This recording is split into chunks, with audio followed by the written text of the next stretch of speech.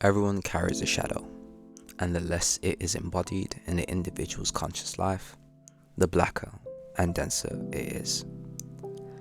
In regards to today, we'll be covering and understanding the shadows within us. And what I mean with shadows, it's understanding the common trope or reoccurring theme which we see in one of our favorite fictions or fiction or even TV shows, where we see our main character or other characters in the show confront, in a sense, a demon or an alternate self, or for example a hidden power within themselves. And in regards to how it is first introduced, it's first introduced as the other side trying to overwhelm them. So it becomes a battle between self. So who will win, the darker side or the lighter side? And it becomes into this whole thing where the individual has to conquer his demons or their demons, and they need to accept, integrate, and basically find a way for these two selves to cooperate. But you have to acknowledge that self or that side of yourself. And in a sense, once they do achieve this, they will become better or whole, in a sense. So why is this fascinating? Why is this interesting? And why does this theme reoccur? So in regards to this, why it is important and why we probably don't pay attention to it, but it is a common theme that we do enjoy to see in terms of TV shows, fiction, is because it highlights something that is deeply human and the sides that we carry on or hide. And with these sides, we're talking about the flaws that we may have, the fears and desires, and our impulses that we try to hide or bury just because, in terms of what is normal society, certain things about our flaws, fears, and desires are just not what society would accept. So we bury them, and in a sense, we put masks for individuals. And Carl Jung called this as a persona. While we suppress these flaws, fears, and desires, it doesn't really disappear. In a sense, what happens is they linger in the unconscious side of your mind, and in a sense, what starts to happen is they start to take shape to create this shadow. The shadow is a part of ourselves that we repress or deny. It often includes traits that we've been taught or have a light that they are negative, such as anger, jealousy, vulnerability, or shame. But in regards to these qualities, if hidden or in a sense fed to your shadow, it stunts certain qualities such as creativity, ambition, and depending on what type of upbringing you have or in terms of what society deems as acceptable. The key insight in the Jungian psychology is that the shadow is not evil. It is simply unacknowledged. The more we deny, or the more you deny your shadow, the more destructive it can become. And what can happen, it can surface or creep out, in a sense, in certain areas or certain situations. For example, in relationships that you may have, you can attempt to have unhealthy relationships with people because they don't see the real you. They see a part or a persona. And how can a person truly love you if they don't know you, your true self, the whole you? In a sense, you are just feeding or giving them what you deem is acceptable for them to have, or in a sense, you're just hiding. And what can also lead to things like this is, what the persona can do or the shadow can do, is it can lead to instances where it is self-sabotaging. In terms of what the shadow will do is, in a sense, your shadow is you.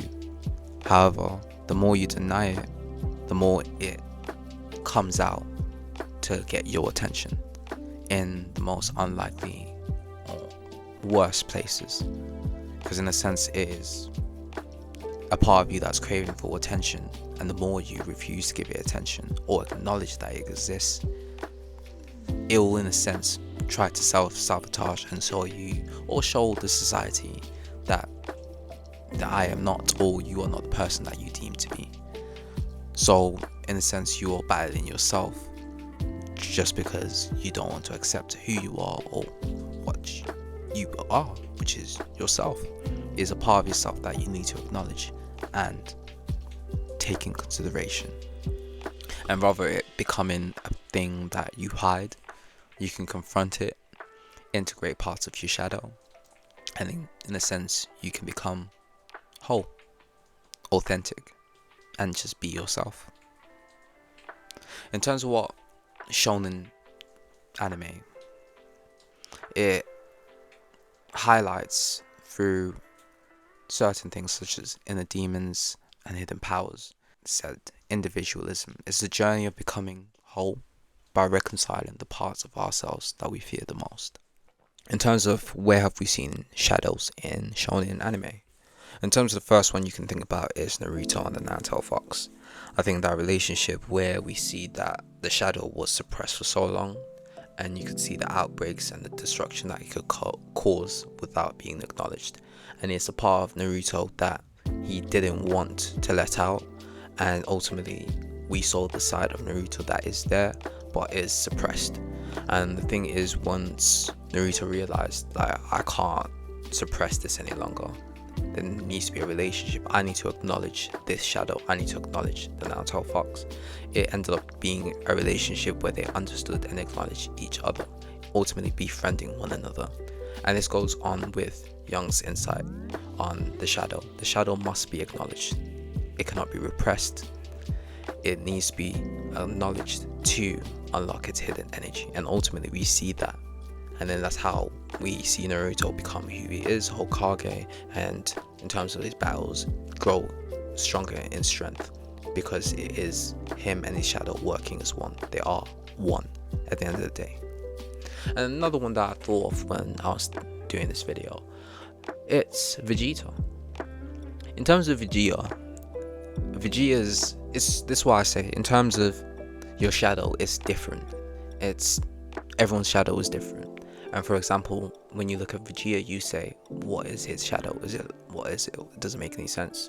But when you look at Vegeta, you have to realize Vegeta is a very prideful and arrogant individual. But in terms of his shadow is vulnerability. And in terms of what he does, he constructs a persona to hide weakness and dislikes weakness. But in terms of him to grow and become who we see in terms of the Vegeta that we all love now, is because he understood and had to understand what love, family, and being human at the end of the day. And that was all done by acknowledging that and seeing other individuals like Goku and the importance of having vulnerability and what it can do for your strength. It's not always the madness where it's all these bad things that you're going to beat. No, there's some situations where things like vulnerability are key things, and a shadow that we don't allow people to see because we may perceive it as weak, and we think others may perceive you as weak. And so you gotta put this big macho man, all this nonsense. But no, in terms of your shadow, it might be vulnerability, but you just wanna, act for the people and for strength. And another one, in terms of I thought about as well, is Batman. I know this is anime, but in terms of one individual that I think is a good indication of the shadow is Batman. Batman ultimately has two personas, Bruce Wayne and Batman. Bruce Wayne is the billionaire, everyone loves him, playboy, all these things. However, Batman is the persona of the shadow, his fear of death, obsession of control. He's an individual that has noticed in Gotham, Gotham, the worst place imaginable. He doesn't go off and push. He doesn't allow others to push his limit. In terms of what he does is he remembers what he is fighting for. In terms of his shadow or what his shadow become, he has disciplined it, channeled all his pain, anger, fear into something very constructive, which is to be the savior of Gotham. And this is all you have to remember. This is done through years of trauma. Like, he lost his parents, saw his parents die, and there's a shadow that was there. In terms of, you can see there's two shadows of Batman, not one shadow of Batman. You got Bruce Wayne, which is the persona, and then Batman is the shadow that ultimately others don't see, but we get to see as readers. In terms of what I've learned, in terms of what this psychology does show, is that, as Jung said, one does not become enlightened by imagining figures of light, but by making the darkness conscious. And what is so important, why I think it's an interesting psychology, is because you're understanding that this is common. It's in anime, it's in TV shows, it's in superheroes, it's everywhere. It's understanding that everyone does have a shadow. It's a universal thing. Everyone has a shadow. Some others understand their shadow and have become one with their shadow. However, many of us, what we do is we hide our shadows, because we put this persona, we put this mask, and we want to meet society's expectations. And behind that mask, there is the shadow that's there. That's maybe the anger, frustration, insecurity, even vulnerability. But we're too afraid to show that to others. And you can see that with all these Vegeta, there is Gun, there is Batman, all these even if you think about it, when you were young, Power Rangers, this is a common theme that does come across. But it's about understanding that you have to face your shadow and don't let it fester and control you from the unconscious, because with you doing that, it's just going to keep controlling your life, because you haven't, it's craving attention because you're acting like it's not there. The longer you act like it's not there, the more it's going to cause havoc in terms of your interactions with people and the relationships that you may have. It's about changing that shadow and working one, being able to walk with your shadow. Shadows cannot be erased. They are part of us. And if you reject them, I promise you, they will make sure that they are known that they are there. To reject them is to reject yourself.